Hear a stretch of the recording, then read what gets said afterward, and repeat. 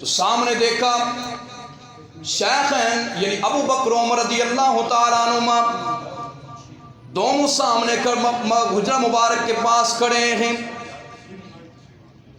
رسول اللہ صلی اللہ علیہ وسلم نے فرمایا اے میرے غلاموں تمہیں کس چیز نے گھر سے نکال دیا؟ عرض کرنے لگے یا رسول اللہ صلی اللہ علیہ وسلم اے کریم آقا ہمیں بھوک کی شدت نے گھر سے نکال دیا۔ مصطفیٰ نے فرمایا میرے غلاموں میرا بھی کچھ ایسا ہی حال ہے۔ اب ایمان والو ذرا غور کرنا، تمہارے اور میرے محبوب علیہ السلام اپنے غلاموں کو ساتھ لے کر چلنے لگے۔ چلتے چلتے جناب سیدنا ابو ایوب انصاری رضی اللہ تعالیٰ عنہ کے گھر کے پاس سے گزر ہو گیا۔ یہ وہ ابو ایوب انصاری ہیں جب مصطفیٰ کریم علیہ السلام مکہ سے تشریف فرما ہوئے تھے مدینہ طیبہ میں، تو تب بھی سرکار نے آ کر وہیں پر قیام فرمایا تھا۔ تو کتنی قسمت تھی ابو ایوب انصاری کی۔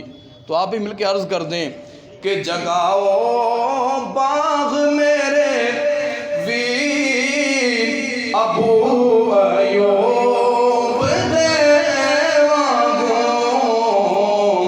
جگاؤ باغ میرے ویر ابو ایوب دیوانوں، مقدر اس دا میں کتھوں لے آواں یا رسول اللہ۔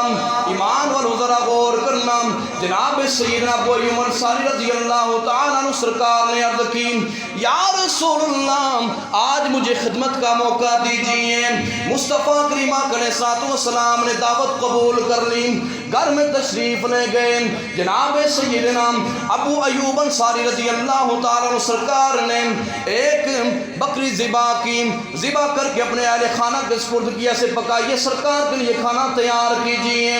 ایمان والو جب مصطفیٰ کی مجلس میں تشریف لائے تو چہرہ ودوخا پر جب نکاحت کے اثرات محسوس ہوئے تو اپنے باغ سے کچھ انگوروں کے خوشے لا کر مصطفیٰ کی خدمت میں پیش کیے۔ ایمان والو میرے محبوب علیہ السلام نے وہ تناول فرمائے۔ جب کھانا تیار ہوا میرے اور تمہارے محبوب علیہ السلام جب کھانا تیار ہوا سرکار کے سامنے جب دسترخوان پر کھانا لگا تو میرے مصطفیٰ کی آنکھ مبارک اشکبار ہو گئی۔ سرکار مدینہ علیہ السلام نے ایک روٹی اٹھائی، اس پر کچھ بوٹیاں رکھی اور فرمایا لے جاؤ جا کر میرے گھر میں دے آؤ، میری فاطمہ نے کئی دن سے کھانا نہیں کھایا۔ کئی دن سے میری فاطمہ نے بھی کھانا نہیں کھایا، بھوکی بیٹھی ہے۔ سامعین محترم اس مقام پر بھی فرمایا لا اسألکم علیہ اجرا، میں نے تمہیں اللہ تعالیٰ کا پیغام سنایا، تمہیں تبلیغ کی، دین اسلام کی دعوت دی، تمہیں حق کا راستہ دکھایا۔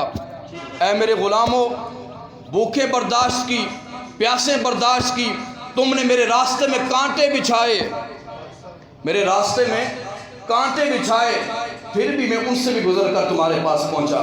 تم نے میرے لیے خندقیں کھدوائی، پھر بھی میں تمہارے پاس پہنچا، تم تک اللہ کا پیغام پہنچایا، اس میں کوئی کمی نہیں چھوڑی۔ تو سلسلہ جاری رہا، سلسلہ جاری رہا تبلیغ کا، تو اس پر میں کوئی اجرت نہیں مانگتا۔ لیکن اگر سوال کیا، اگر فرمایا تو کیا فرمایا الا المودۃ فی القربى، اپنے قرابت داروں سے مودت، اپنے قرابت داروں سے پیار، ان سے عشق، ان سے محبت۔ سامعین محترم اب یہاں پر سوال یہ پیدا ہوتا ہے کہ مصطفیٰ کریم علیہ السلام نے جو اہل بیت کا، قرابت داروں کا پیار ہم سے مانگ لیا کہ ان سے محبت رکھنا، ان سے پیار کرنا، ان سے محبت کرنا، کہیں یہ اجر رسالت نہ بن جائے؟ کیوں جی یہ اجر رسالت نہ بن جائے؟ تو جواب یہ ہے کہ اہل بیت سے پیار رکھنا، ان سے محبت کرنا یہ ہماری ضرورت ہے، یہ ہمارے لیے ضروری ہے، ہمارے ایمان کی مضبوطی کے لیے ضروری ہے۔ سامعین محترم کیونکہ اگر اہل بیت کی ہمارے دلوں میں محبت نہیں ہوگی تو ہم گمراہ ہیں، ہم صراط مستقیم سے بھٹک جائیں گے۔ سامعین محترم میرے اور تمہارے محبوب علیہ السلام نے ارشاد فرمایا میں تمہارے درمیان دو چیزیں چھوڑے جا رہا ہوں۔ کتنی چیزیں؟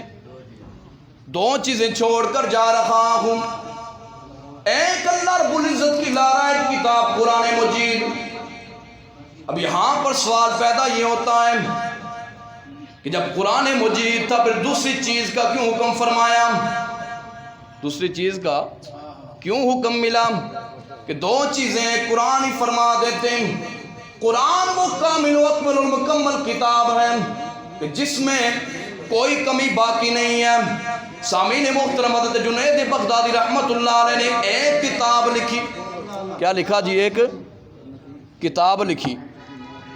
یہ سادے لفظوں میں بات سمجھا دوں، ویسے علماء اکرام تو سارے پڑھے لکھے ماشاءاللہ بیٹھے، یہ جو میرے باقی دوست احباب بیٹھے ان کے لیے حضرت جنید بغدادی نے اپنے مرید کو ایک صندوق دیا، یہ لے جاؤ اور جا کر کہیں دور پھینک کر آ جاؤ۔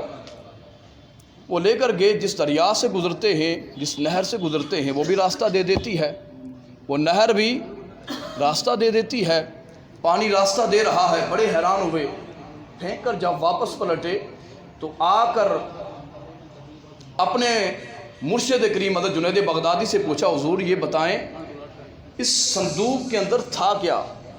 اس صندوق کے اندر تھا کیا کہ جس کے جناب پانی بھی راستہ دے گیا اور میرے لیے کوئی راستہ میں مشکل آئی نہیں، ساری مشکلیں ٹل گئی؟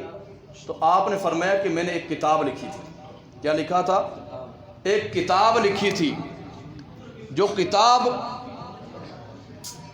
میں نے 12 سال کی مدت کے اندر لکھی، پھر 12 سال اس کو چیک کیا، اس پہ نظر ثانی کی کہ کوئی کمی پیشی تو نہیں ہے۔ فرماتے پھر 12 سال اس کے بعد میں نے یہ سوچا کہ اس کتاب کو آگے شائع کروں، چھپواؤں یا نہ چھپواؤں، آگے لوگوں تک اس کو پہنچاؤں یا نہ پہنچاؤں۔ فرماتے ہیں مدت کتنی بنتی ہے؟ 36 سال۔ فرماتے 36 سال کے بعد نتیجہ میں نے یہ نکالا جب اللہ کا قرآن موجود ہے تو پھر میری اس کتاب کی کیا ضرورت ہے؟ رب کی کتاب کے ہوتے ہوئے میری کتاب کی کیا ضرورت ہے؟ تو فرماتے ہیں کہ میں نے اس لیے تجھے یہ حکم فرمایا، جا کر اس کتاب کو پھینک کے آ جا، اس کتاب کو تاکہ یہ دنیا میں باقی نہ رہے۔ جب رب کا قرآن موجود ہے تو قرآن مجید کے ہوتے ہوئے دوسری چیز کا حکم کیوں فرمایا؟ سوال یہ پیدا ہوتا ہے۔ تو سامعین محترم، اہل بیت اطہار پریکٹیکل ہیں، اہل بیت اطہار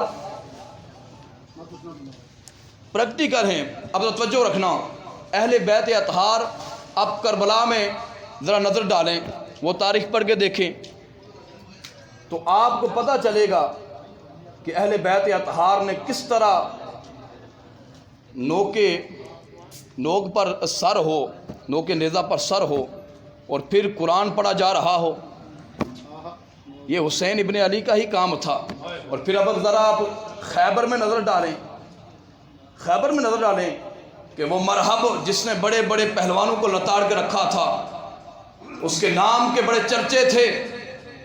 تو جب مولا مرتضیٰ کو میرے مصطفیٰ نے خیبر کے اندر بھیجا تو اس نے کہا علی جانتے ہو، اب اس نے پہلے ایک خواب دیکھا تھا، رات کو خواب یہ دیکھا تھا وہ اجاڑ جنگل کے اندر جاتا ہے اور اس کو ایک شیر، ببر شیر اسے چیر پھاڑ کے رکھ دیتا ہے، اسے مار دیتا ہے۔ اب مولا مرتضیٰ سے کہنے لگا علی جانتے ہو میں کون ہوں؟ میں وہ ہوں جس نے بڑے بڑے فلاں پہلوان کو لتاڑ کے رکھ دیا۔ تو مولا مرتضیٰ نے پتہ کیا فرمایا؟ فرمایا انا الذی سمتنی امی حیدرا، انا الذی سمتنی امی حیدرا۔ فرمایا میں وہ ہوں جس کا نام اس کی ماں نے حیدر رکھا ہے۔ حیدر کا معنی ہوتا ہے ببر شیر۔ کیا نام رکھا ہے؟ عام شیر نہیں، ببر شیر۔ اب یہاں پر یہ کیوں فرمایا کہ ببر، میری ماں نے میرا نام رکھا ہے ببر شیر؟ علماء فرماتے ہیں کہ وہ جو اس نے خواب دیکھا تھا، مولا مرتضیٰ نے اس کو وہ خواب یاد دلایا کہ وہ جس شیر نے رات کو تجھے چیرا پھاڑا تھا میں اسی شیر کی طرح ہوں۔ آج وہی تیرے ساتھ جو خواب میں ہوا تھا وہ تیرے سامنے آج ظاہری آنکھوں کے سامنے تیرے ساتھ ہونے والا ہے۔ اب اس نے سوچا کہ وہ شیر اور تھا، یہ شور اور ہے، وہ شیر اور تھا، یہ اور ہے۔ اب یہاں پر مولا مرتضیٰ نے فرمایا کلے سے غابات کری ہر منظرہ. فرمایا سن میں اسی شعر کی مثل ہوں، کسی غلط فہمی کا شکار نہ رہنا. تو سامعین محترم، جب آپ اہل بیت اطہار کو دیکھیں گے تو پھر آپ کو اسلام کی پاور کا پتہ چلے گا، اسلام کی برکتوں کا، اسلام کی پاور کا آپ کو پتہ چلے گا. سامعین محترم، اس لیے میرے مصطفیٰ نے فرمایا کہ دو چیزیں، ایک اللہ رب العزت کی لارائب کتاب قرآن مجید، اور دوسری تمہارے درمیان میری اہل بیت اطہار ہے، میری اہل بیت ہے. ان کو تھامے رکھنا، ان کا دامن پکڑے رکھنا. قرآن پڑھو گے تو ہدایت ملے گی، قرآن پڑھو گے تمہیں اللہ کے فرمانوں کا پتہ چلے گا. جب تم اہل بیت سے محبت کرو گے، اہل بیت کا دامن تمہارے ہاتھوں میں آئے گا، تمہیں قرآن کی بھی سمجھ آ جائے گی، تمہیں قرآن کی بھی سمجھ آ جائے گی. تو سامعین محترم، آخر میں میاں صاحب رحمۃ اللہ علیہ کے وہ دو شعر پڑھ کے پھر گفتگو کو سمیٹتا ہوں. آپ فرماتے ہیں آل اولاد تیری دم منگتا، آل اولاد تیری دم منگتا، تے میں کنگال زیانی، پاؤ خیر محمد تائی او صدقہ شاہ جیلانی، پاؤ خیر محمد تائی او صدقہ شاہ جیلانی. ایمان والو ذرا غور کرنا. آخری بات کر کے اپنی گفتگو کو سمیٹتا ہوں کہ اہل بیت سے محبت، اہل بیت سے پیار کا فائدہ کیا ہے. آپ نے رب کا قرآن پڑھا ہوگا، موسیٰ و ہارون علیہ السلام کا قصہ پڑھا ہوگا، اور اس تابوت کا قصہ پڑھا ہوگا جس میں رب فرما رہا ہے کہ اے بنی اسرائیل والوں، اس کے اندر تمہارے دلوں کا اطمینان و سکون ہے. کیا ہے جی؟ توجہ نہیں آپ کی، دلوں کا چین ہے، اطمینان و سکون ہے. اب اس صندوق کے اندر تھا کیا؟ اس صندوق کے اندر تھا کیا؟ موسیٰ و ہارون علیہ السلام کی آل پاک کی جوتیاں، ان کے تبرکات موجود تھے، ان کے تبرکات موجود سے تھے جس سے وہ برکت حاصل کرتے تھے. بڑی بڑی جنگوں کے اندر، بڑے بڑے جہاد میدانوں کے اندر وہ فتح حاصل کرتے تھے، ہر مشکل کا حل اس کے اندر موجود تھا. تو سامعین محترم، یہ تو موسیٰ و ہارون علیہ السلام کی آل کی بات ہے. آپ خود حساب لگائیں محمد پاک کی آل کی شان کا عالم کیا ہوگا. تو پھر مل کے پڑھ لینا، آل اولاد تیری دم منگتا، تے میں کنگال زیانی،